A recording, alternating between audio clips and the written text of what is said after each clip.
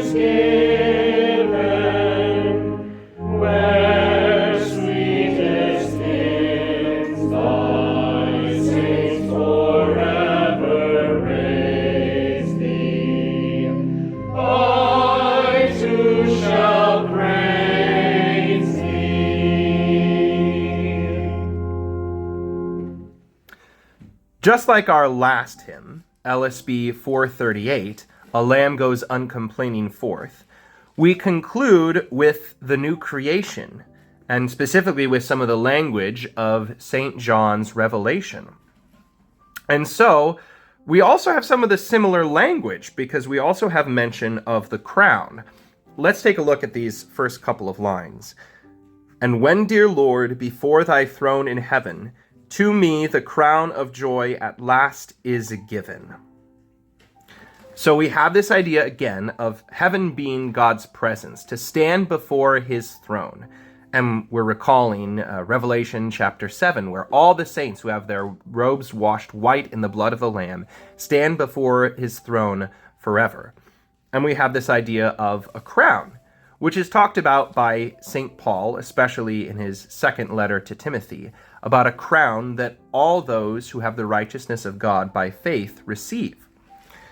So we have some of the same imagery that we're waiting for that day when we stand before God and we receive that crown, a crown which symbolizes not just royalty, because we are sons and daughters of the King, but also victory, that finally we have won with Jesus Christ and overcome all things by coming into his new world. And we also have these last couple lines, which are also pretty direct references to Revelation. Where sweetest hymns thy saints forever raise thee, I too shall praise thee. Revelation has several hymns of praise sung to Jesus, and especially, again, we're looking back to Revelation chapter 7, where all the saints whose robes are washed white in the blood of the Lamb stand before God singing his praises forever. And we join in that song. Just as our lives here are always directed toward Jesus, and everything is done in his name and reaching out toward his mercy, now we stand in the new creation and are in his presence forever, singing his praises. And I usually like to explain things here that these are picture images for the way the new creation works. I won't guarantee that the way that Jesus' new creation will look is standing in worship, like a worship service all the time. But it's the picture that most aptly describes the joy and the centeredness, the fact that we're in God's presence. The best way to explain being in God's presence forever is to be a part of the divine service forever. But, as we've said with our own lives, we are supposed to direct our lives toward Jesus at all times. And so I suspect that life in the new creation will look very much like our life here, only without sin and without suffering.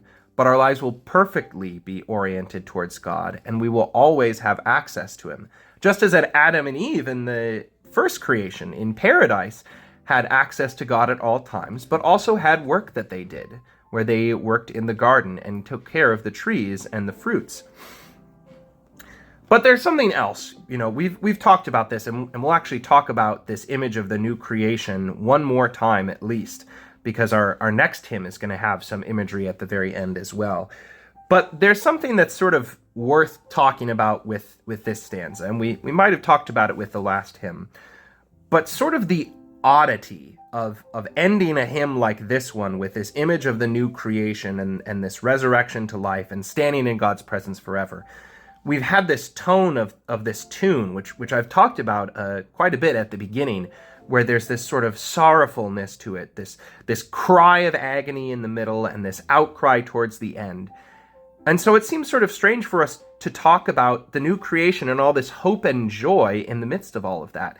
And especially the thing that I've said with pretty much every stanza of this hymn, that we're talking to Jesus suffering on the cross. Isn't there some sort of tragic irony, just as we had with our very first stanza and this question about why Jesus is suffering, in talking about Jesus on the throne, and we're talking to him suffering on the cross? Well, that's exactly how St. John describes the Lamb reigning upon his throne, as the Lamb who was slain. Let me read to you from Revelation chapter 5. This is starting with verse 5. And one of the elders said to me, "Weep no more. Behold, the Lamb of the tribe of Judah, the Root of David, has conquered, so that he can open the scroll and its 7 seals.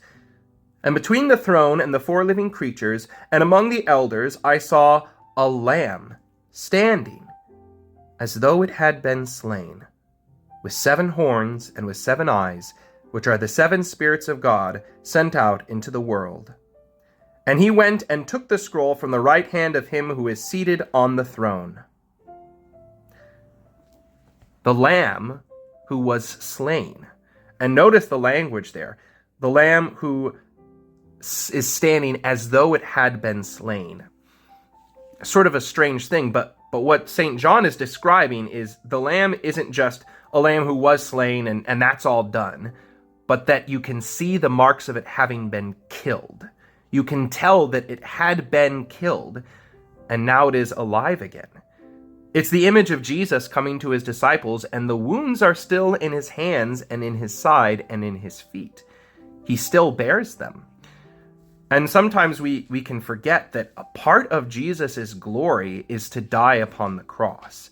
And so those wounds are a part of Jesus' glory. When he's raised from the dead, we confess that he is glorified. He is living in his glorified body, and he ascends into heaven to sit at the right hand of God.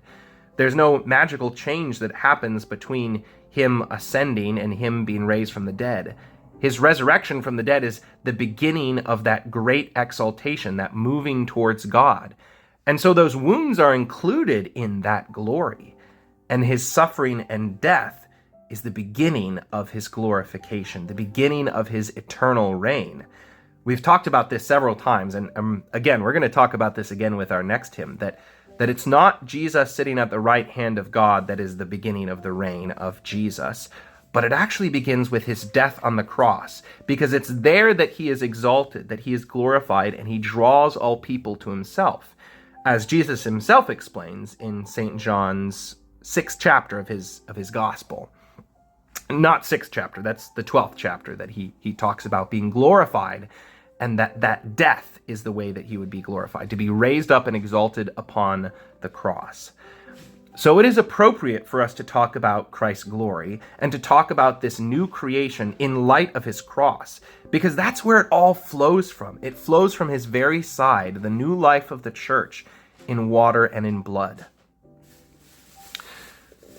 We're going to continue on into Holy Week with our next hymn, which is hymn 444, "No Tramp of Soldiers' Marching Feet." And that is going to take us really appropriately through Palm Sunday and Passion Sunday and lead us towards the cross, as we will be beginning very shortly. God's blessings.